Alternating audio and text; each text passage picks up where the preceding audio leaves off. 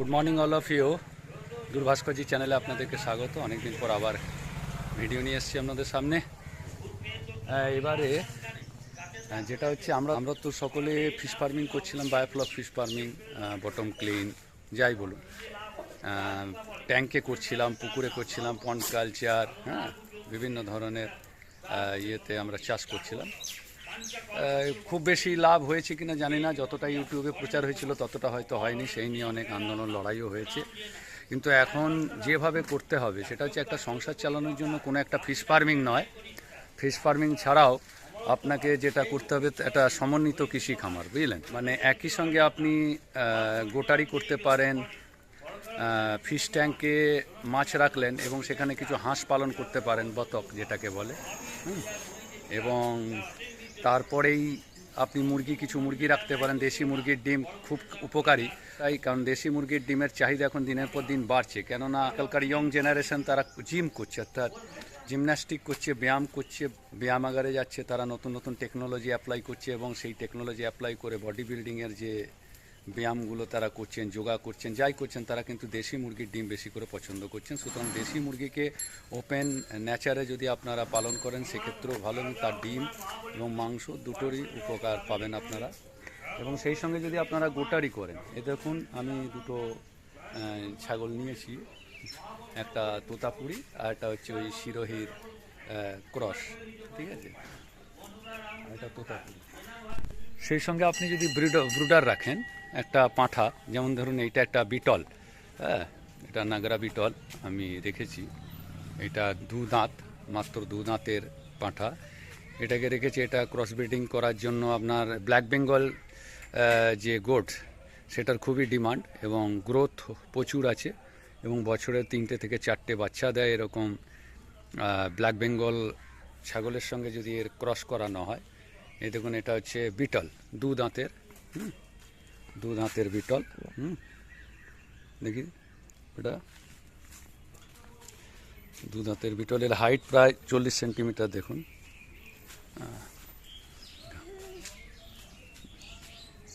তো এটাকে রেখেছি আমি, অবশ্য একটা ফার্ম ভিজিট করতে গিয়ে আমার এটা পছন্দ হয়ে যায় এবং আমি সেটা নিয়ে নিই, ঠিক আছে। দেখুন এই আম গাছটাতে চেপেও নিজেই ডাইরেক্ট আম পাতা নিচে থেকে খেতে পারে, মাত্র দু দাঁতের নাগরা বিটল। এটার সঙ্গে যদি ব্ল্যাক বেঙ্গলের ক্রস করান তাহলে খুব ভালো হয়। তো পাতার অভাব নেই আমার এই এলাকায়, দেখুন শ্যাওড়া, নিম পাতা, হ্যাঁ, শ্যাওড়া, বেল পাতা এসবই দিয়েছি, এগুলো এরা খায়, হ্যাঁ। আর তাছাড়া আপনি ইনস্টল ফিডিং ঘরে রেখেও এগুলোকে খাওয়াতে পারেন। এরা খড়, ভুসি, চোখা, খড়টা খুব সামান্য ছোট ছোট কুচি কুচি করে কাটতে হবে, এবং আপনি ভুসি এবং চানার খোসলা, মসুর ডাল, এগুলো দিয়ে একটু গুড়, মাঝে মাঝে ইস্ট, এগুলো দিয়ে যদি পালন করেন তাহলে খুবই ভালো হবে।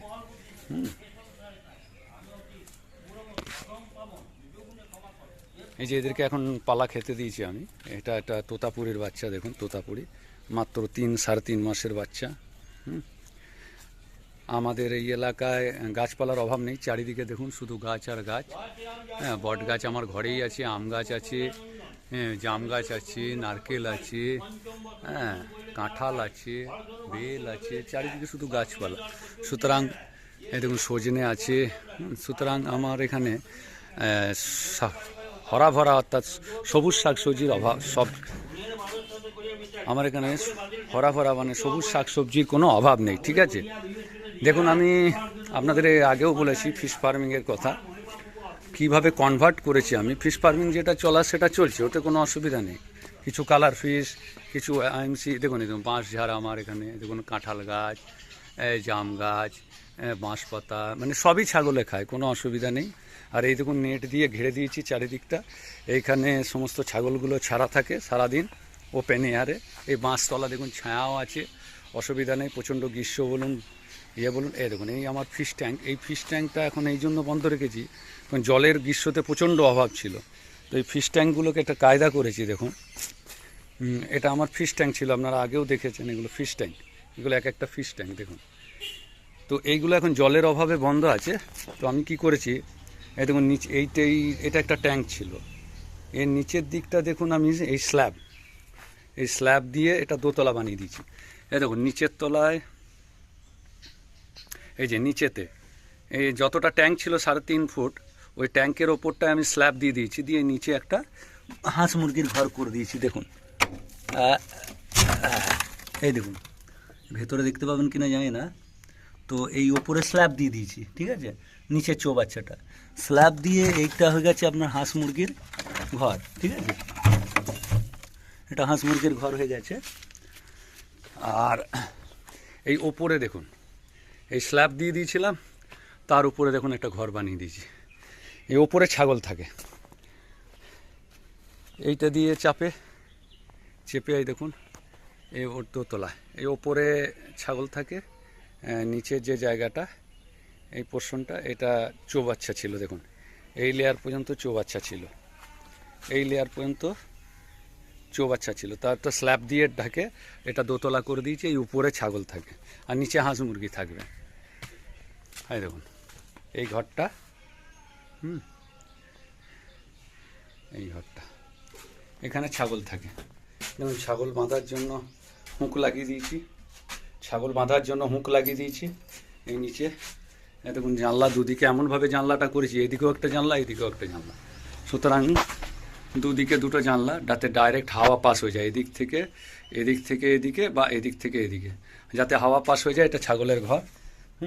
অনেকগুলো ছাগল এখানে থাকবে, অসুবিধা নেই। 13 ফুট বাই 5 ফুট। দেখুন এই হুঁকগুলো লাগিয়েছি, এখানে বাঁধা থাকে। হ্যাঁ, তো পাঁঠাকে সবসময় বেঁধেই রাখতে হয় ম্যাক্সিমাম সময়, আর বাকিটা ছাগলগুলোকে ছাড়া রাখলে কোনো অসুবিধা নেই। এই আমার প্রজেক্ট। তো ছাগলের কীরকম লাভ, এই বিটল বা হাইব্রিড যেগুলোকে বলে, বিটল আছে, শিরোই আছে, তোতাপুরি আছে, আপনার সোনপুরি আছে, গুজরি আছে, কোটা আছে, বিভিন্ন ধরনের আছে, সব বড় জাতের পাঁঠা এবং অর্থাৎ মেল, এবং এই দেশি যেটা বলে বেঙ্গল গোট, যেটা ব্ল্যাক বেঙ্গল যেগুলো, ওইগুলোর সঙ্গে ক্রস করালে বছরে 2 থেকে 3 খানা বাচ্চা দেবে। একটা ছাগলের যদি প্রতি মাসে 500 টাকা খরচা হয়, তাহলে বছরে 6000 টাকা, এবং সেই 6000 টাকা খরচা করার পরে একটা ছাগল যদি 3টে বাচ্চা দেয়, সেই 3টে বাচ্চা 3.5 মাস বয়স হয়ে গেলেই, অর্থাৎ মায়ের দুধ ছাড়লেই, সেই বাচ্চাকে যদি আপনি মিনিমাম 5000 টাকা করে বিক্রি করেন, তাহলে 15,000 টাকা আপনার বছরে, প্লাস আপনার পুঁজি থেকে যাচ্ছে, এবং এই টাকাটা আপনি একটা ছাগলের জন্য পেতে পারেন। তো ঠিক আছে, তো এই আমি শুরু করেছি, এবং সেই সঙ্গে হাঁস মুরগির ব্যাপারটাও করেছি, আপনাদেরকে বলে দিলাম। এই নিচেটাতে হাঁস মুরগি থাকবে, এই যে দরজা, হাঁস মুরগির দরজা, ঠিক আছে, আর ওই দিকটা পুরো ইয়ে হবে। তো এই আমাদের প্ল্যানিং, দেখা যাক কী হয়।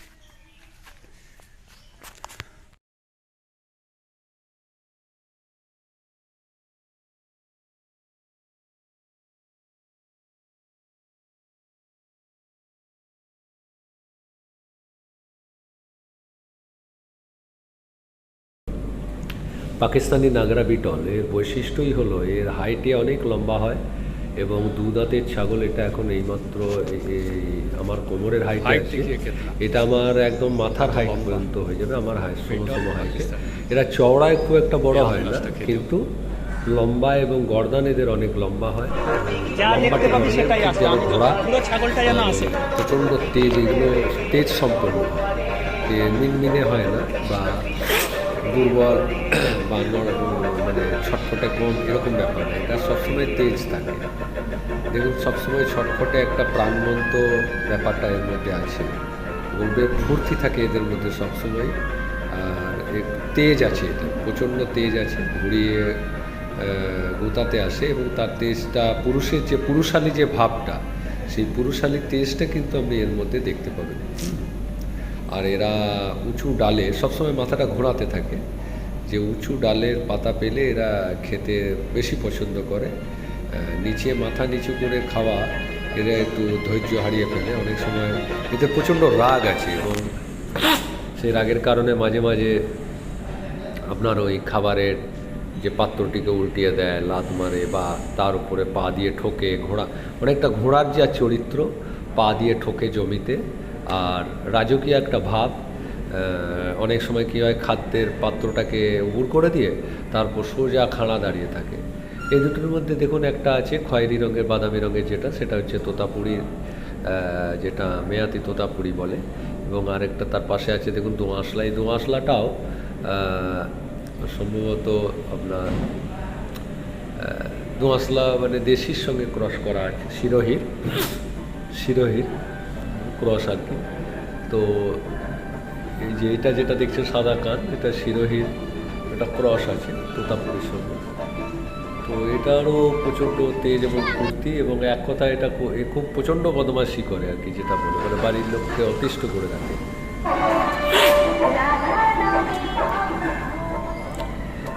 অল্পতে এদের ঠান্ডা লেগে যায়, এই একটা মুশকিল। অল্পতে পাতলা পায়খানা প্রায় হয়। কেঁচো, কৃমি, পরজীবী থেকে এদেরকে বাঁচাতে হবে।